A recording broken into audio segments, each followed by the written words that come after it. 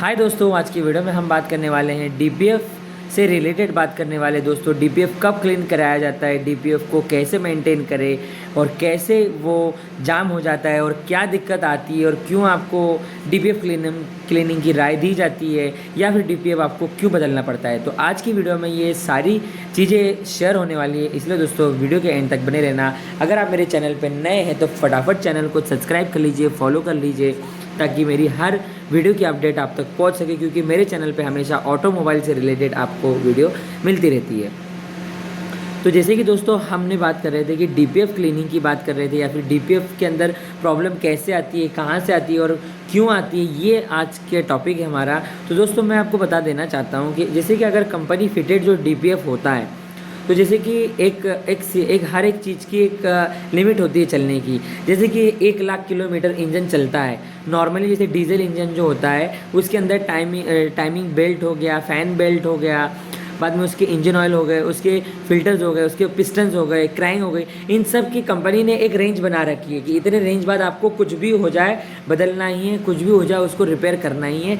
ये कहा जाता है आपसे कि एक हर एक चीज़ की लिमिट दी जाती है। पर पेट्रोल जो कार होती है उसमें भी डीपीएफ होता है, लेकिन उसमें इस तरीके की लिमिटेशन नहीं होती है। उसमें खाली आपका ये होता है कि प्रॉपर आप सर्विसिंग करते रहिए, प्रॉपर हर तरीके से काम करते रहिए, तो उसमें आपको डीपीएफ की जो है वो इतनी फिक्र नहीं होती है। लेकिन सबसे ज़्यादा प्रॉब्लम हमने जो देखी है, जो फेस की है, जो सुनी है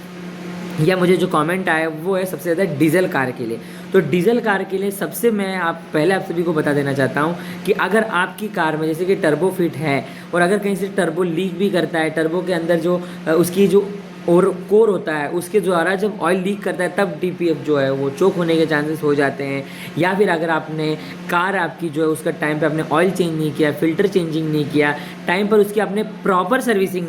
नहीं करवाई। मतलब ये मैं नहीं कहूँगा कि आप खाली शोरूम में ही जाके सर्विसिंग कराएं, आप बाहर भी कहीं पर भी जाके सर्विसिंग करा सकते हैं, बट वो मैकेनिक परफेक्ट हो, 100% श्योर हो कि कौन सी चीज़ को कितने किलोमीटर पे कब बदलना चाहिए या ख़राब है या नहीं है, उसकी जजमेंट प्रॉपर तरीके से करने वाला बंदा होना चाहिए, तभी वो चीज़ें सही तरीके से आपके मेंटेन कर सकता है। क्योंकि ये जो रहता है कि आज अगर आप मैकेनिक हैं या आप ऑटोमोबाइल से फील्ड में हैं, आपके पास में 4-5 गाड़ियाँ तो आप जानकार हैं, पर अगर आपके पास में नई गाड़ी है, मतलब आपने फर्स्ट टाइम आपने ये गाड़ियाँ ली हैं जो BS6 आ चुकी है, जो डीपीएफ से लगी हुई आ चुकी है, तो वो तो आपके लिए नई है, तो उसके अंदर आपको कन्फ्यूजन हो जाता है। तो खास करके मेरी ये वीडियो उन सभी लोगों के लिए है कि अगर आपकी गाड़ी का डीपीएफ कभी ऐसा लगता है आपको कि दिक्कत आपको कभी नहीं चाहिए होगी या आपको लगता है कि मुझे कोई प्रॉब्लम नहीं चाहिए, तो डीपीएफ आप अगर क्लीन करवा लेंगे, मतलब कि फिजूल में भी क्लीन, मतलब कहने का मतलब ये चीज़ कि आप फिल्टर होता है कि इतने हज़ार किलोमीटर पे फिल्टर को बदला जाता है, पर उससे पहले भी आप फिल्टर को अगर time to time air filter जो होता है टाइम पर उसको अगर आप एयर मार के, मतलब उसको हवा अच्छे से अगर उसकी मिट्टी निकाली जाए, तो उदाहरण के लिए अगर आपका जो एयर फिल्टर है वो अगर 8 से 10 हज़ार किलोमीटर चलने वाला है तो 2-3 हज़ार किलोमीटर एक्स्ट्रा चल जाता है। तो यही चीज़ होती है कि अगर आपकी कार में आपको लग रहा है कि डीपीएफ है, आपकी न्यू मॉडल है या कहीं पुरानी भी लग्जरीज कार होती उसमें डीपीएफ पहले आता था, अब तो डीपीएफ कंपलसरी सब कारों में हो चुका है। नॉर्मल मतलब आप छोटी से छोटी कार लेंगे तब भी डीपीएफ मिलेगा, करोड़ों की लाखों की लेंगे तब भी डीपीएफ मिलेगा। लेकिन अगर हम थोड़े से पहले वाली कार में भी जाएँ, जैसे BMW मर्सिडीज़ की भी अगर हम बात करें तो उनमें भी पहले डीपीएफ आता था, जो कि आपके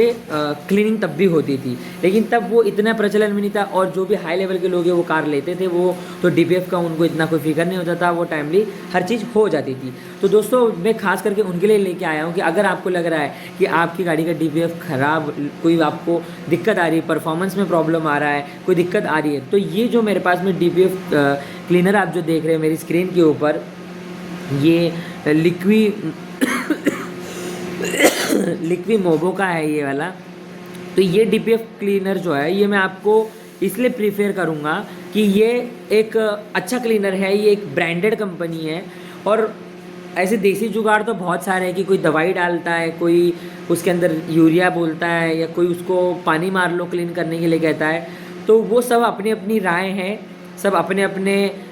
सोचना है उन सभी का। लेकिन मैं मेरी तरफ से आपको बताना चाहूँगा कि अगर आपको डीपीएफ क्लीनिंग करना है तो जैसे कि आप मेरे स्क्रीन पर देख सकते हैं, ये वाला जो डीपीएफ क्लीनर है ये बहुत ही बढ़िया है, ये जेन्युइन है। अगर आप बात करेंगे कि इसको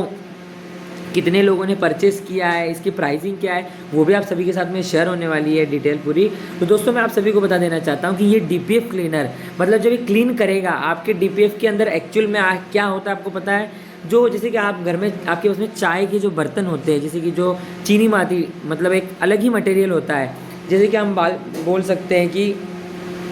सायरेमिक टाइप का मटेरियल जो होता है, वैसा मटेरियल उसके अंदर होता है, जिससे जो पोल्यूशन होता है वो ऑब्जर्व करता है, तो उसको वहाँ पे रोक के रखता है पोल्यूशन को। तो उसको फोड़ने से आपकी गाड़ी का परफॉर्मेंस बिगड़ जाता है। आपने अगर डीपीएफ को उसको तोड़ दिया, खोल दिया, फोड़ दिया, तो गाड़ी आपकी चलेगी पर आपकी नॉइज़ बढ़ जाएगी गाड़ी की, मतलब कि आवाज़ ज़्यादा आने लग जाएगा। मतलब नॉर्मल कार जैसे आवाज़ करती थी पहले, जैसे कि ग्लासूर बोलते थे या फिर उसके अंदर अलग अलग चैनल्स लगे जब रहते थे, आज के समय डीपीएफ वो काम करता है। तो उसको तोड़ने की गलती कभी नहीं करना है। आपको बस इतना देखना है कि उसको, ये जो मैं क्लीनर आप मेरे स्क्रीन पर देख रहे हैं, इस क्लीनर से आपको प्रॉपर यूज़ करना है। आप 1 क्वांटिटी, 2 क्वांटिटी, 3 क्वांटिटी जितनी चीज़ आप मंगवा सकते हैं। ये बहुत ही ब्रांडेड है। और अगर आप इसकी परचेज़ की बात करेंगे तो इसको 4405 लोगों ने परचेज़ किया है, पर उसमें सबसे अच्छी रेटिंग मतलब ज़्यादा से ज़्यादा 75% लोगों ने इसको अच्छी चीज़ बताई है। अब जैसे कि दूसरी जो बात करेंगे, जैसे कि 15%, 5%, 1%, 3%, तो इनकी कारों में कुछ अलग तरीके की प्रॉब्लम हो सकती है। इस वजह से ये बोल रहे हैं कि मेरा ये नहीं हुआ, मेरा वो नहीं हुआ, लेकिन 75% लोगों ने इसका अच्छा फीडबैक दिया हुआ है, इसलिए मैं भी आपको सजेस्ट में ये दे रहा हूँ। ठीक है, रही बात अब इसकी प्राइस की हम बात करें तो इसकी प्राइस, एक्चुअल जो प्राइस है वो 1200 रुपये है, पर अगर आप बाय अमेज़ॉन परचेस करते हैं, उनकी वेबसाइट पर जाएंगे तो आपको 1200 रुपये में लेना है। लेकिन अगर आप अमेज़ॉन के द्वारा लेते हैं